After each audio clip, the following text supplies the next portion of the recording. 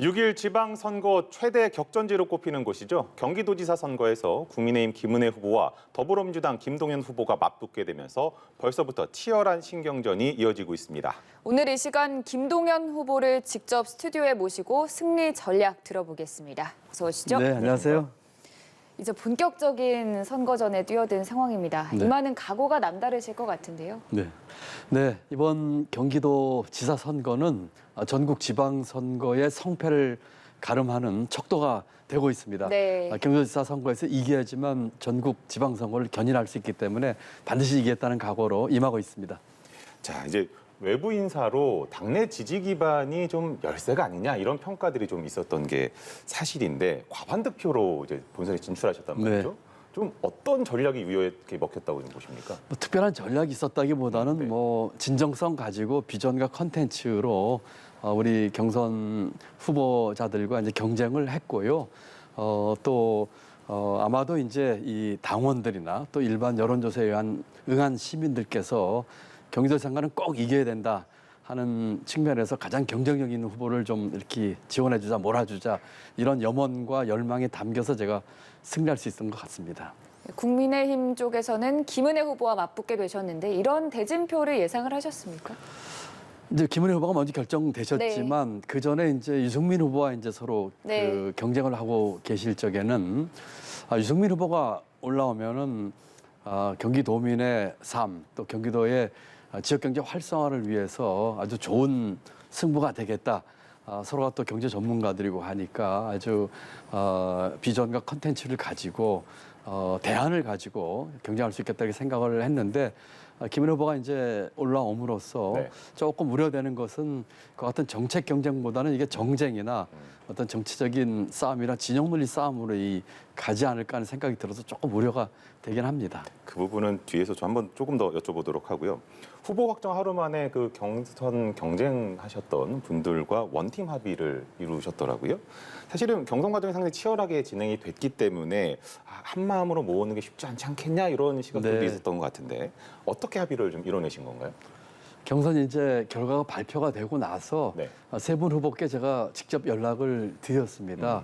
그래서 경선 과정에 이렇게 공정하고 또 생산적인 경쟁해 주신 거에 감사하고 또 위로의 말씀도 드리면서 이제 우리가 한 팀이 돼서 이번 선거에서 꼭 승리를 해야 되고 아까 말씀드린 것처럼 전국 지방선거에서 이 가름자가 될 것이 경기도지사이기 때문에 함께 힘을 합치자 하여튼 흔쾌히 동의를 해주셨고 제가 또 공동선대위원장을 세 분께 제의를 했는데 이것도 받아주셨습니다. 아마도 우리 민주당의 전통이 치열하게 경쟁을 하지만 일단 결과가 나오면 함께 승복하면서 한 팀으로 힘을 합치는 전통이 있어서 그렇게 된 게 아닌가 싶어서 세 분 후보들께도 다시 한번 감사 말씀드립니다. 네, 이제는 원팀으로 경기도지사 선거에 임하시게 될 텐데 앞으로의 조금 청사진도 들어보고 싶습니다. 경기도민들이 문제 삼는 부분 중 하나가 교통 문제거든요. 네, 그렇습니다. 저도 사실 서울에서 경기도로 오고 갈 때 교통난에 대해서 많이 생각을 하게 되는데 이 문제를 좀 풀 방안이 있을까요?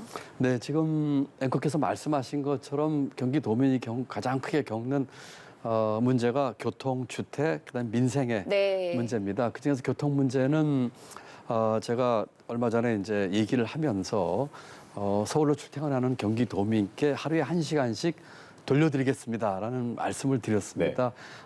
지금 이 지하철보다 3배 빠른 GTX의 건설과 또 연장을 통해서 통학 내지는 통근 거리를 30분 줄여서 하루에 1시간을 돌려드리겠습니다. 그런 말씀을 드렸기 때문에 이 GTX의 원활하고 빠른 건설과 확장 또 여러 가지 광역철도가 지금 돼 있는데 여러 지역에서 많은 불편을 겪고 있습니다. 이런 광역철도망의 촘촘한 건설과 또 연결을 좀 하겠다 하는 말씀을 드리고요.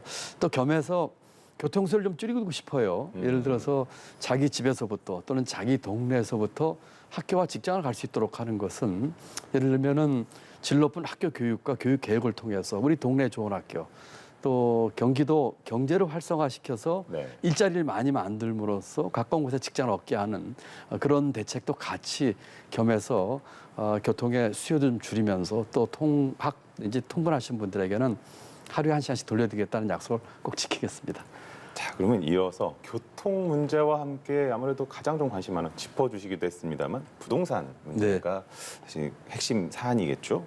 어떤 비전을 그리고 계신지도 좀 듣고 싶고요. 또 최근 인수위에서 그 일기 신도시 재건축을 서두르지 않겠다고 했다가 다시 뭐 차질 없이 추진하겠다고 밝혔단 말이죠. 이와 관련해서 좀 후보님의 입장도 좀 듣고 싶습니다. 네, 저는 부동산 관련해서 135 공약을 내세우는데 이런 일기 신도시가 많이 노후화됐습니다. 예. 지금 30년 됐고 30만 호 정도 되거든요.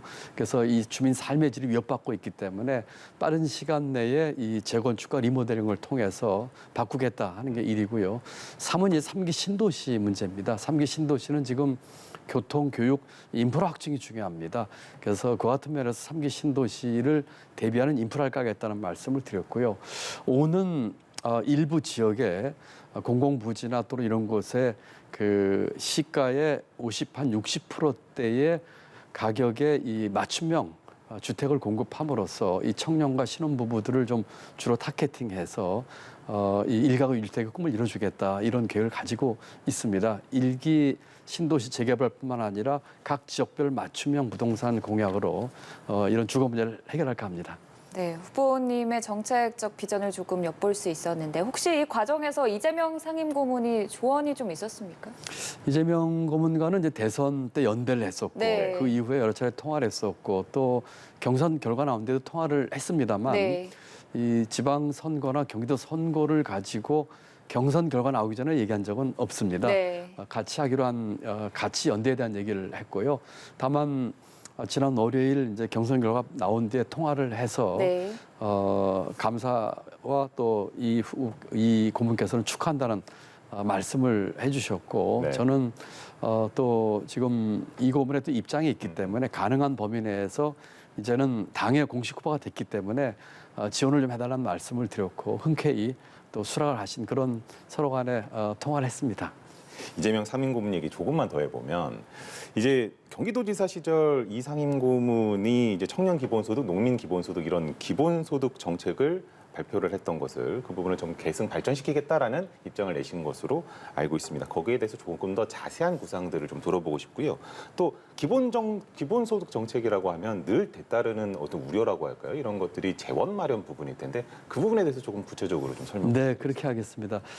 지금 앵커께서 말씀하신 것처럼 그 이재명 전 지사가 했던 이와 같은 것들의 공통 분모가 생활 밀착형, 네. 그다음에 실용 개혁적인 조치들입니다. 그리고 추구하는 가치는 공정과 복지와 평화였습니다. 저는 이와 같은 가치하에서 추구했던 정책은 계속 계승 또는 확대 발전시키겠습니다. 대표적인 예가 이제 청년 기본소득과 농민 기본소득 같은 것들이지요. 이것들은 기본소득이지만 일정한 타겟 계층이 있습니다. 청년의 경우는 24살 청년이 대상이고 분개 25만 원씩 100만 원을 줍니다. 농민소득은 이제 농민을 타겟을 하고 있기 때문에 이 모든 도민에 주는 것도 아니고요. 저는 이것을 확대할 생각에 있어서 우선은 이와 같은 청년과 농민에 더해서 문화예술인 기본소득을 만들까 생각하고 있습니다. 예. 그런 분들에게 대해서 타겟팅해서 주는 것들이지요. 그렇지만 이와 같은 것들의 재원 문제는 타겟팅을 했기 때문에 큰 문제가 없을 것 같습니다. 제가 나라 살림을 10년 동안 책임졌던 사람입니다. 경기도 예산 중에서 우선순위와 구조조정 또는 필요한 재원이 있다면은 여러 가지 그 세입 재원을 만들어서 해결할 수 있다고 생각을 하고요. 이와 같은 이재명 지사의 방향과 정책에 저는 한 가지 더 하고 싶어요. 그것은 혁신입니다. 아까 말씀드린 공정, 복지, 평화에 더해서 저는 혁신의 가치를 추구하는 정책을 하고 싶습니다. 공공부문 개혁하겠고 또 민간과 기업과 시장의 혁신을 통해서 많은 일자리 만들어내고 성장 잠재를 키워서 경기도 지역 경제를 활성화시키는 그와 같은 것을 더 얹어서 하겠다는 말씀을 드립니다. 그리고 이어서 선거 얘기로 조금 넘어가 보도록 하겠습니다. 상대 후보인 김은혜 후보는 경선 과정에서부터 윤심을 강조를 했었고 또 김동연 후보께서도 대선 때부터 이재명 상임고문과의 인연이 두터우니만큼 이번 경기도지사 선거가 윤석열 당선인과 이재명 상임고문의 또 대리전 양상을 띈다 이런 시각도 있거든요. 어떻게 생각하시는지? 네, 그런 얘기를 많이 듣고 있습니다만 이번 경기도지사 선거는 경기도정을 이끌 일꾼을 네. 뽑는 선거입니다. 그래서 윤 당선자와 이 후보 간의 어떤 대리전 내지는 대선의 연장이다 하는 시각에 대해서 저는 좀 불만입니다. 네. 솔직히. 그래서 지금 우리 경기도민께서 경기도 인구가 1,400만입니다. 예. 대한민국의 4분의 1이고요. 경제 규모도 대한민국의 4분의 1이고요. 가장 큰 규모를 가지고 있고 우리 이 광역 도 중에서 대한민국이 갖고 있는 모든 걸 갖고 있는 게 경기도입니다. 경기도가 바뀌면 대한민국이 바뀔 수가 있어요. 그래서 저는 이와 같은 도정을 이끌고 경기도민의 삶의 질을 향상시킬 수 있는 비전과 콘텐츠로 승부를 내고 싶다는 의지를 피력하고요. 그렇지만 이제 대선 3개월 뒤에 열리는 이와 같은 지방선거이니만큼 만약에 그런 어떤 정치적인 그 프레임 얘기가 나온다면 아주 당당하게 맞서겠습니다. 그리고 또 앞으로 있을 수 있는 윤석열 정부의 어떤 독주와 독선이 있다면 네. 그것을 막는 교두보 역할을 이것 경기도 선거의 승리를 통해서 이끌어야 되겠다는 생각도 같이 해봅니다. 자, 그러면은 사실 경제 전문가 아니십니까? 문재인 정부에서 경제부총리를 지내셨고 이제 윤석열 당선인 인수위에서 여러 가지 경제 정책들을 내놓고 있는데 혹시 아쉬운 점은 없으신지 좀 어떻게 평가하시는지 좀 듣고 싶습니다. 지금 인수위에서 경제 정책을 내놓고 있나요? 제가 과문해서 그런지 모르겠습니다만 한 달 반 동안 인수위에 이제 4분의 3이 지나가는데 나왔던 것 중에 기억나는 건 용산 이전, 관저 쇼핑, 그다음에 그 조금 문제가 있는 지금 국무위원 내정자 문제들 등등 이런 것들만 있을 뿐이지 앞으로 5년 동안 국정 운영을 어떻게 할 것인지 경제 정책의 방향은 어떻게 끌고 갈 것인지에 대해서 아직 청사진이 나오지 않았어요. 그리고 구체적으로는 대선 과정에서 추경 얘기를 하면서 소상공인 자영업자 대책을 얘기했는데 아직 추경 규모나 추경 재원 마련에 대해서도 아직 아무게 나오는 게 없어요. 많이 걱정이 됩니다. 인수위에서 저도 인수위를 한 15년 전에 있어봤기 때문에 국정 운영의 방향과 경제적 방향이 나와야 되는데 그게 안 나오는 게 아쉽다는 말씀드리고 경제부처의 이런 장관들 몇 면을 봤을 적에 신자유주의로 이렇게 회귀하는 듯한 인상을 받습니다. 잘못되면 네. 시장의 원칙을 존중한다고 하면서 시장 만능주의로 갈 수 있는 우를 범할 수가 있고 또 지금의 앞으로 굉장히 우려되는 경제 상황이거든요. 물가는 오르고 경기는 침체되는 스태그플레이션 또 여러 가지 우크라이나 전쟁 등등 이런 것으로 해서 어려워질 겁니다.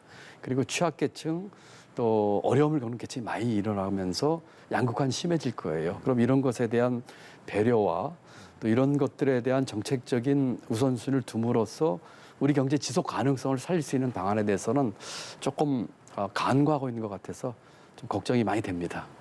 그럼 마지막으로 앞서서 경기도민들의 삶을 책임질 사람이 누구인가를 기준으로 선거에 임해달라는 말씀을 하셨는데 그 기준에서 김은혜 후보와 비교했을 때 본인이 가진 강점이 있다면 무엇인지 말씀해 주시죠.